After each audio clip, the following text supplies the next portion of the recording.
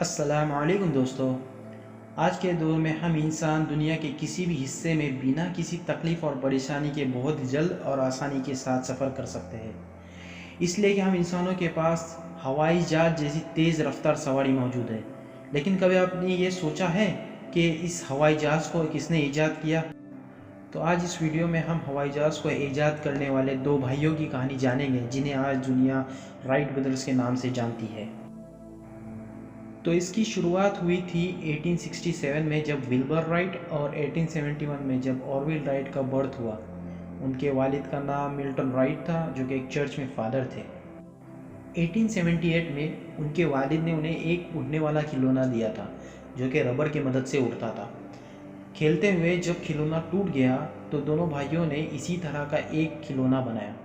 ये देखकर उनके मन में एक सवाल पैदा हुआ कि अगर ये खिलौना उड़ सकता है तो कोई ऐसी मशीन भी तो बनाई जा सकती है जिसमें इंसान बैठ के उठ सके। दोनों भाइयों ने हाई स्कूल तो अटेंड किया था, लेकिन इसके आगे नहीं पढ़ सके। 1886 में विल्बर को एक रोज़ दोस्तों के साथ खेलते समय चेहरे पे काफ़ी चोट आई, जिसका नतीजा ये निकला कि उसके सामने के दांत टूट गए। इसके बाद कुछ साल उसने अपने घर में ही गुजारे और साथ ही वो अपने माँ की देखभाल करने लगा, जो कि टीबी की बीमारी में मुब्तला थी। 1889 में ऑरवेल ने हाई स्कूल छोड़ के अपने भाई विल्बर की मदद से प्रिंटिंग बिजनेस स्टार्ट किया। उसने वेस्ट साइड न्यूज़ से न्यूज़पेपर पब्लिशर का काम किया, लेकिन ये सिर्फ 4 महीनों के लिए चला। उसके बाद दोनों भाइयों ने अपना कमर्शियल प्रिंटिंग पे फोकस किया। 1992 में उन्होंने प्रिंटिंग प्रेस का बिजनेस छोड़ के साइकिल रिपेयर एंड सेल का बिजनेस चालू किया। दोनों भाई बहुत मेहनत से साइकिल बनाते और साइकिल भी शहर में बहुत तेज़ी के साथ बिक जाती थी। इसी बिजनेस से जो फ़ायदा होता उससे कुछ फंड भी जमा करते ताकि वो अपने बचपन के सपने को सच कर सके। 1890 में उन्होंने एक जर्मन इन्वेंटर ऑटो लिलियंथल की ग्लाइड के साथ फ़ोटो देखी थी, जिसने पहले ही कई सारे फ्लाइट को कामयाबी के साथ पूरा किया था। दोनों भाई इससे काफ़ी मुतासिर थे, मगर इत्तेफाक से उसकी मौत 1896 में ग्लाइडर के एक्सीडेंट से हुई थी। इसी को ध्यान में रखते हुए दोनों भाइयों ने कुछ सालों में काफ़ी सारे रिसर्चेस किए। 1900 में दोनों भाइयों ने सबसे पहले तो एक ग्लाइडर बनाया और उस ग्लाइडर को लेके कैटी हॉक पहुँचे, जो कि उनके शहर डेटन से 1100 किलोमीटर दूर था। किटी हॉक की खास बात यह थी कि वहाँ पे हवाएं तेज़ और रेत नर्म थी, जो कि ऊंचाई से गिरने वालों को ज़्यादा चोट नहीं पहुँचाती थी। किटी हॉक जाके राइट ब्रदर्स ने अपनी प्रैक्टिस शुरू की, साथ ही एक कैंप भी बना लिया जिसमें वो आराम करते थे। खाली ग्लाइडर को रस्सी के ज़रिए हवा में उड़ाया करते और ये देखने के लिए शहर के लोग भी आया करते थे। वहाँ पे अमेरिकन लाइफ सेवर भी दोनों की मदद के लिए मौजूद होते। चूँकि इसमें ख़तरा भी बहुत था, कभी कभी तो ग्लाइडर काफ़ी दूर जाके गिर जाता था। एक बार तो ग्लाइडर भी टूट गया, मगर दोनों भाई इसकी मरम्मत करने में कामयाब हुए। कुछ हफ्तों तक दोनों इस ग्लाइडर से प्रैक्टिस करते रहे और फिर अपने शहर डेटन चले आए।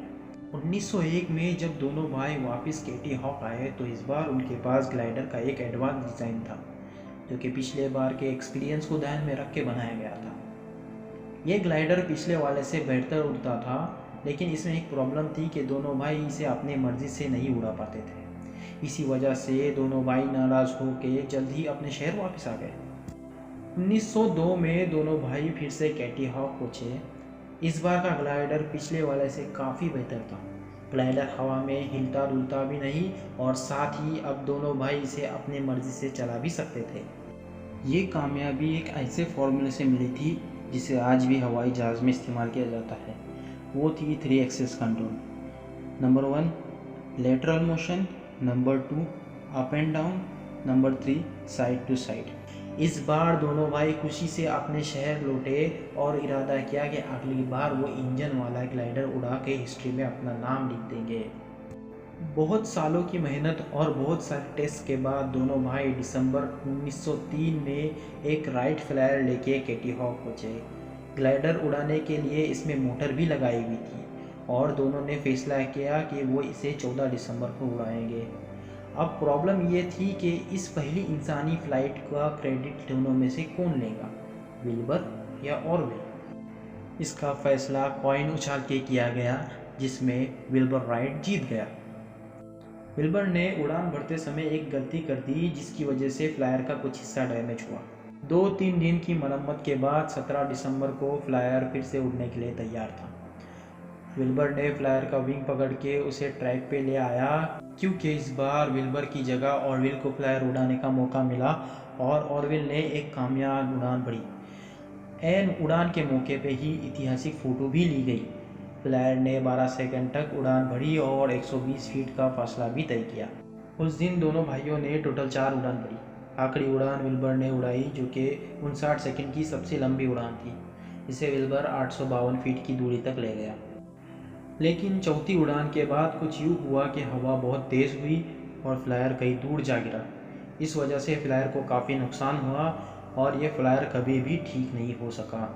राइट ब्रदर्स ने अपनी कामयाबी का टेलीग्राम अपने घर वालों को भेजा, जिसमें दोनों भाइयों ने प्रेस को इन्फॉर्म करने के लिए रिक्वेस्ट किया था, लेकिन दुनिया अभी इसे मानने के लिए तैयार नहीं थी।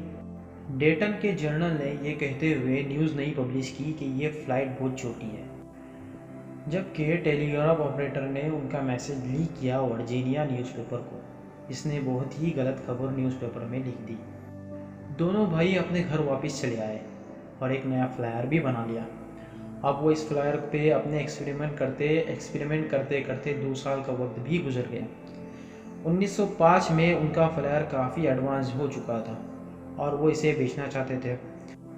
कई दिनों से दोनों भाई यूएस और यूरोपियन गवर्नमेंट को यह यकीन दिला रहे थे कि उन्होंने एक सक्सेसफुल फ्लायर बनाया है, जो कि इंजन के साथ टेस्ट किया गया है। लेकिन यूएस मिलिट्री ने उनका यकीन नहीं किया और उनके इस ईजाद को नज़रअंदाज किया। अब दोनों भाइयों ने अपना पूरा अटेंशन यूरोप की तरफ किया, खास करके फ्रांस की तरफ, जहाँ भी इसका काफ़ी बलवाला था।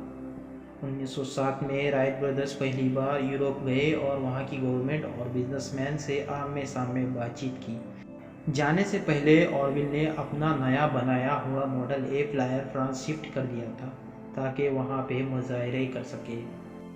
1908 में दोनों भाई कैटी हॉक वापस आए और दोनों अपने 1905 के फ्लायर पे प्रैक्टिस करने लगे। इस बार फ्लायर में मॉडिफिकेशन भी किया गया था। उस वक्त तक ये न्यूज़ बहुत सारे इलाके तक पहुंच चुकी थी। जब ये बात न्यूयॉर्क न्यूज़पेपर को पता चली तो उसने अपने कुछ रिपोर्टर्स को कैटी हॉक भेजा ताकि वो इस राज से पर्दा हटा सके, जिसका नतीजा ये निकला कि ये न्यूज़ बहुत तेज़ी के साथ न्यूयॉर्क एंड पेरिस के न्यूज़पेपर में छप गई।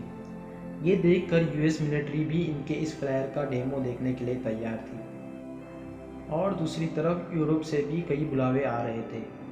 नतीजा ये निकला कि दोनों भाइयों को अपना काम डिवाइड करना पड़ा।